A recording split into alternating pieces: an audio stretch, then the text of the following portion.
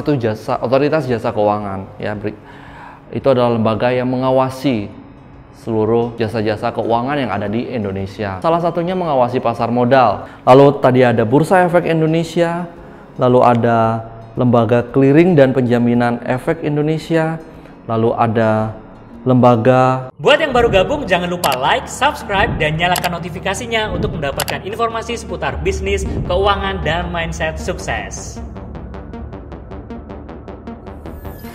Baik, selanjutnya saya akan masih menjelaskan pengenalan tentang pasar modal. Tadi kita sudah berkenalan tentang regulator yang mengawasi pasar modal Indonesia. Ada Bursa Efek Indonesia, ada KSEI, ada KPI, ada SIPF, dan BAPMI. Kelima lembaga tersebut menjamin keberlangsungan pasar modal kita. Jadi jangan ragu, investasi saham aman, ya. Cuman permasalahannya adalah amannya itu dari apa? Nah, tadi aman dari keberlangsungan pasar, dana dijamin, ya. Tetapi investasi saham sering dikatakan tidak aman karena para pelakunya sering rugi, karena nilai investasinya bukan naik malah turun, ya. Bagaimana menyikapi hal tersebut? Kita akan bahas di video selanjutnya, ya. Oke, selanjutnya berikut adalah tampilan struktur pasar modal di Indonesia. Yang pertama diawasi oleh paling atas itu otoritas jasa keuangan, ya. Itu adalah lembaga yang mengawasi seluruh jasa-jasa keuangan yang ada di Indonesia. Salah satunya mengawasi pasar modal. Lalu tadi ada Bursa Efek Indonesia, lalu ada lembaga clearing dan penjaminan efek Indonesia, lalu ada lembaga kustodian sentra efek Indonesia atau KSEI. Di bawah itu ada perusahaan efek. Perusahaan efek itu adalah yang disebutkan tadi, tugasnya penjamin emisi, perantara perdagangan efek, dan manajer investasi. Perusahaan efek itu gampangnya adalah sekuritas, ya, atau aset manajemen. Banyak ada sekuritas yang rekan-rekan bisa pilih, yang paling dekat di kota Anda. Untuk pemilihan sekuritas kita akan bahas juga di akhir, tunggu aja, jangan kemana-mana. Selanjutnya ada lembaga penunjang, ada Biro Administrasi Efek, ada Bank Kustodian, ada Wali Amanat, dan pemeringkat efek, ya. Yang paling penting adalah pemeringkat efek. Jadi ada lembaga yang memperingkat efek-efek yang ada di Bursa Efek Indonesia. Efek itu bisa dibilang juga saham, ya. Jadi saham tersebut dinilai oleh lembaga pemeringkat tersebut. Jadi rekan-rekan bisa minta tolong bantuan dari lembaga tersebut nih untuk mengetahui apakah saham Telkom bagus, peringkatnya seperti apa, ya. Seperti itu. Lalu ada profesi penunjang, ada akuntan, ada notaris, ada jasa penilai, ada konsultan hukum. Apakah rekan-rekan salah satunya? Akuntan tentu saja profesi penunjang dari pasar modal. Akuntan tugasnya kan menyediakan laporan keuangan, ya, memberikan opini, seperti itu tugasnya. Lalu ada notaris untuk memastikan segala tindakan yang diambil perusahaan dilindungi oleh hukum atau tercatat di hukum. Lalu ada jasa penilai. Tugasnya jasa penilai adalah melakukan penilaian, appraisal terhadap aksi akuisisi, merger perusahaan tersebut. Dan juga ada konsultan hukum, ya. Jadi itu adalah profesi penunjang di pasar modal. Lalu ada pemodal. Pemodal dibagi dua, yaitu domestik dan asing atau calon pemodal. Rekan-rekan semua, apakah rekan-rekan calon pemodal atau apakah rekan-rekan sudah pemodal di Bursa Efek Indonesia? Terakhir ada emiten, perusahaan publik, dan reksadana. Emiten seperti tadi saya jelaskan, emiten adalah perusahaan yang listing di Bursa Efek Indonesia. Lalu reksadana adalah produk, ya, salah satu produk di pasar modal yang cukup familiar. Seperti itu. Apa sih keuntungan dalam investasi saham? Yang pertama adalah capital gain, yaitu selisih dari jual dan beli, yang mana harga penjualan tentu saja lebih tinggi daripada harga pembelian. Nah, sehingga rekan-rekan semua selaku pemodal mendapatkan keuntungan atau capital gain. Itu keuntungan yang pertama. Lalu keuntungan yang kedua adalah bagi hasil atas laba dari sebuah perusahaan atau dividen, ya. Jadi seperti tadi yang saya jelaskan, rekan-rekan sebagai investor saham adalah pemilik perusahaan. Kalau perusahaan memiliki keuntungan, tentu saja keuntungan tersebut boleh dibagikan ke pemilik perusahaan. Itu namanya dividen. Lalu apa saja kerugian kita berinvestasi saham? Yang pertama, kebalikan dari capital gain, yaitu capital loss, yang mana harga jual lebih rendah daripada harga beli.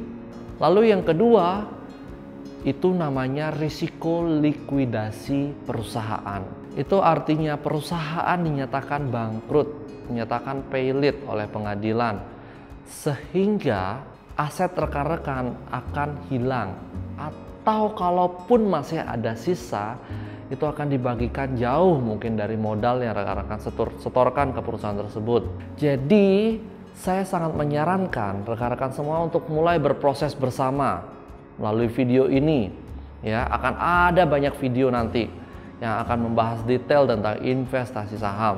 Jadi untuk menghindari perusahaan yang berpotensi terlikuidasi, berpotensi bangkrut, berpotensi pailit.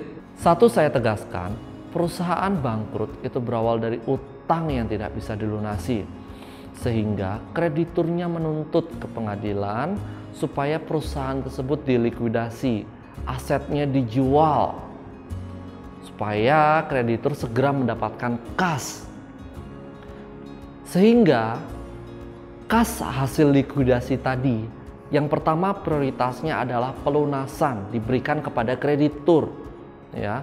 Kedua, dicek apakah ada utang pajak, bayar dulu ke negara, ya.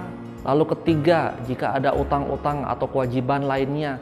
Dan terakhir, jika ada sisa, baru dibagikan ke investor. Nah, sehingga asal mula perusahaan tersebut bangkrut adalah berawal dari utang. Bagaimana cara memilih perusahaan yang memiliki utang sangat rendah? Nanti kita akan bahas. Lalu, biaya investasi saham. Apakah kita sebagai pemodal harus mengeluarkan biaya? Ya tentu saja. Ya. Tetapi secara umum ada dua biaya yang dibebankan ke pemodal secara umum. Tetapi yang paling pasti itu adalah biaya beli dan biaya jual. Ya. Setiap sekuritas memiliki berbagai macam biaya atau bervariasi. Mungkin untuk biaya beli rentang 0,15% sampai 0,2%. Itu untuk biaya beli. Lalu untuk biaya jual rentang 0,25% sampai 0,3%. Sekali lagi, setiap sekuritas berbeda untuk biaya beli dan biaya jualnya, ya. Nah, tapi itu biaya pasti ada. Dan biaya tersebut keluar atau harus dibayarkan ketika para investor melakukan aksi beli atau aksi jual, ya.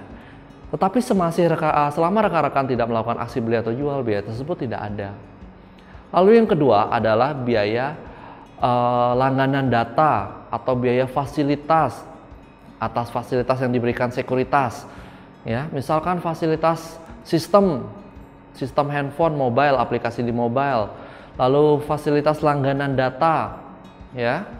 Dan saya tegaskan setiap sekuritas bervariasi. Ada sekuritas yang tidak membebankan biaya ini, tetapi ada juga sekuritas yang membebankan biaya ini. Bahkan ada sekuritas yang mengenakan biaya jika nasabah melakukan transaksi di atas 100 juta. Biaya tersebut gratis. Nah, tetapi jika di bawah 100 juta ada biaya tersebut. Ya. Jadi hal-hal baik biaya jual, biaya beli, biaya lain-lain itu tolong ditanyakan ke sekuritasnya. Mungkin rekan-rekan baru ingin masuk ke pasar modal, saya sarankan tanyakan hal tersebut di awal. Apakah ada biaya-biaya lainnya? Jangan sampai ada biaya terselubung, ya. Seperti itu. Baik, kita langsung praktek ke contoh perhitungan biaya beli atau fee beli, ya. Saya tampilkan slide berikut adalah saham Unilever, harga penutupan per tanggal 5 bulan Mei 2020, yaitu pada harga 8.300.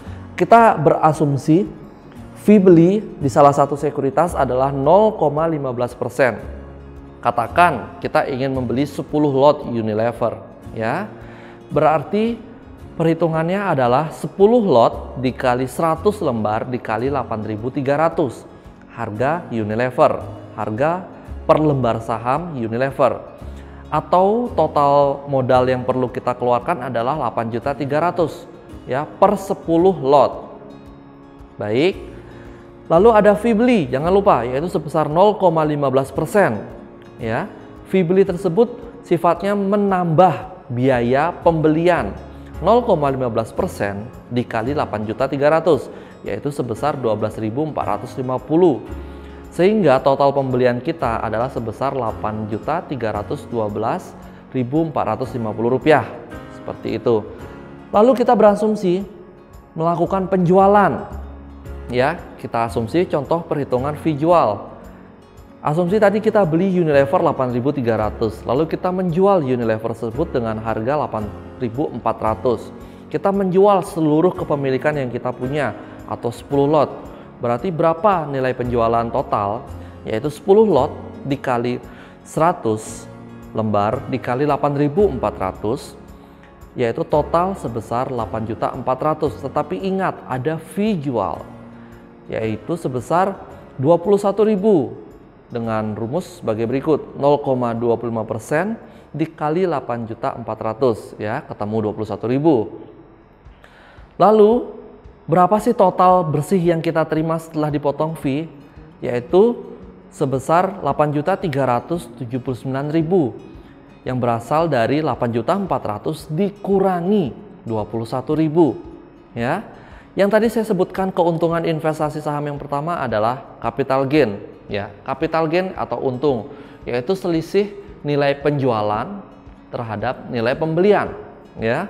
Tadi kita menjual memperoleh uang sebesar 8.379.000. Tetapi kita mengeluarkan uang pada saat pembelian sebesar 8.312.450 sehingga kita memperoleh selisih atau capital gain sebesar Rp66.550 per 10 lot. Baik, selanjutnya keuntungan dari investasi saham. Selain capital gain, ya tadi kita sudah pakai contoh perhitungan juga, ada dividen. Saya tampilkan di layar berikut, ya. Adalah contoh saham BRI, ya, yang membagikan dividen sebesar Rp168,1 per lembar saham ya. Artinya setiap pemodal berhak atas dividen ini ya. Ini adalah nilai dividen per lembar saham. Jadi tinggal dikalikan aja tergantung memiliki berapa lembar saham ya. Nah, ada data cum date. Cum date adalah data atau tanggal pencatatan bagi nasabah, bagi investor yang berhak mendapatkan dividen tersebut ya. Misalkan rekan-rekan baru membeli saham BRI pada tanggal 26 bulan 2, rekan-rekan berhak atas dividen tersebut ya. Tetapi jika rekan-rekan baru membeli pada tanggal 28 bulan 2 2020 atau pada tanggal X date, rekan-rekan tidak berhak mendapatkan dividen tersebut. Seperti itu. Sekian video dari saya, sampai jumpa pada video-video selanjutnya. Stay tune terus. Terima kasih.